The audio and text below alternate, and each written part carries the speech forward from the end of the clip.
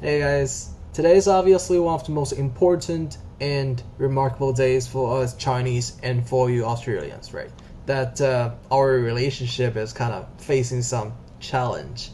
According to Miss Morrison, it seems like it's our spokesman posted an image which described as, by him, falsified image on his Twitter account. Even though he is the spokesman of our Ministry of Foreign Affairs, he does have a personal Twitter account. I'll put this image here in case you didn't get a chance to look at it, right? You can still find this image on Zhao Lijian's Twitter account. It's open to public.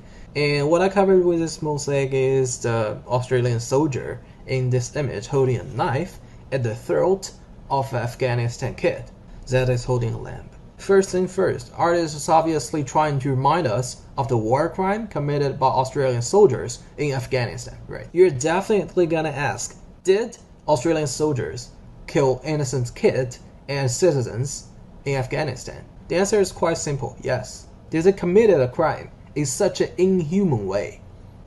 Yes again. This is the first page of the report by Australian Defence Force. Not anything related to China, okay? And a several hundred pages report, I'll just show you the result. There they would be tied up, Afghanistan citizens and kids, and tortured by special forces, sometimes for days. When the special forces left, the men and boys would be found dead, shot in the head, or blindfolded and with throats slit. Okay, if you don't trust these verbal things, we'll take a look at what this man has to say. 23 incidents of alleged unlawful killing of 39 people by 25 Australian Special Forces personnel, predominantly from the Special Air Service Regiment. Those alleged to have been unlawfully killed were all people under control, in lay terms prisoners, farmers or other civilians.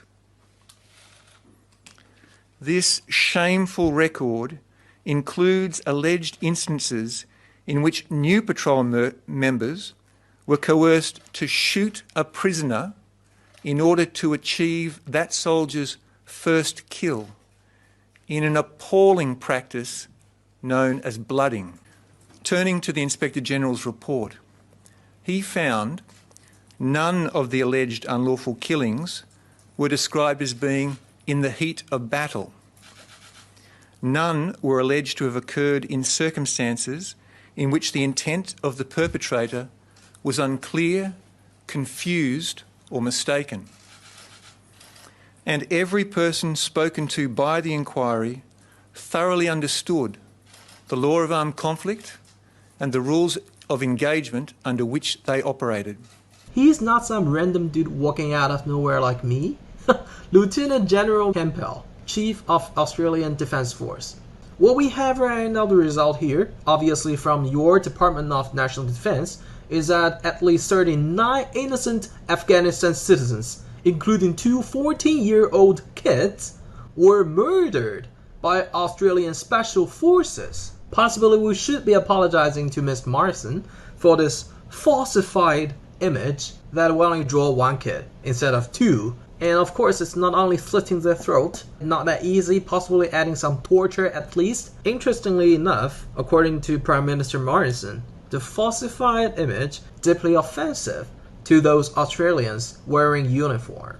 I don't like it in first place. Even though we're talking about someone feeling deeply offensive, don't you think it's the innocent dead Afghanistan citizens and the kids should always come first, considering how offensive it is? The Chinese artist being so kind, not being realistic, he should have just drawn based on the fact, right? Draw another 38 bodies lying around the Australian soldier, right? That's what happened, at least according to a report we have here. And I'm also being real nice to not adding on any questioning of the numbers and whether other crimes were committed in Afghanistan by Australian troopers. But Ms. Morrison also repetitively mentioned the word ashamed, claiming it's China who should be ashamed for all this mess. Australia is seeking an apology from the Ministry of Foreign Affairs from the Chinese government for this outrageous post. We are also seeking its removal immediately and have also contacted Twitter to take it down immediately. Again, I personally, deeply, sincerely apologize on my behalf. If I were him, for my carelessness not drawing based on fact, when Australian Special Forces, obviously representing the traditional Western style of freedom, love, peace, and justice, hopping off helicopters out of nowhere like immortals or driving fancy armed jeeps or like superheroes, whatever. They did not just kill innocent kids and citizens, they also faked their dead bodies like enemies. They'll put a gun, put a grenade next to them and be like, oh, there's an enemy? What's this for? It's called blooding. In order to achieve that soldier's first kill in an appalling practice known as blooding. What's more, it further reminds us of how Australian Special Forces in Afghanistan, representing equity, freedom, justice, whatever, and well-trained soldiers, they were flying Nazi flags while on duty. I got picture 1 here, as you can find in the title, exclusive from ABC, aka Australian Broadcast Corporation, which is state-run official media. They verified this photo was not fake, it's not PS, edited, whatever, and later came the second photo. I'll not express any personal opinion on the war crimes committed by Australian soldiers in Afghanistan, but since I can read English, obviously, at least I can read the lyrics of Australian national anthem. Beneath our radiant Southern Cross, we'll toil with hearts and hands to make this commonwealth of ours renowned of all the lands. While I saw a lot of Australian people trying to divert public attention, they're emphasizing how the tension between Australia and China are rising in recent days, right? I do not know if we have different standards, but we Chinese will never do or even think ourselves as a symbol of living justice or freedom, sending our soldiers to a foreign country, torture and killing innocent citizens, even kids. And even they go get rewards from your military system while flying Nazi flag on their fancy jeep paid by your tax money. Nothing to do with Chinese, okay? At the end of the day, when you get the pay, kiss your bae, hit the hay, won't you just take, a second before you really fall asleep, you see the ceilings, you be like, the fuck's wrong with Australia? That we have perfectly military trained perverts armed with best stuff we have in Australia, sending to a foreign country, Afghanistan, out of nowhere, and just fucking run wild, flying a Nazi flag, killing innocent Afghanistan citizens, even kids, faking their enemies, and get some reward from military system that is paid by your tax money. And even more hilarious and ironic is the Prime Minister, obviously elected by Australian people, a symbol of democracy, is claiming that it's China's fault that a Chinese artist drew an image on that. That made his glass heart broke, claiming it's repugnant, deeply offensive, and think China should be ashamed for all of this.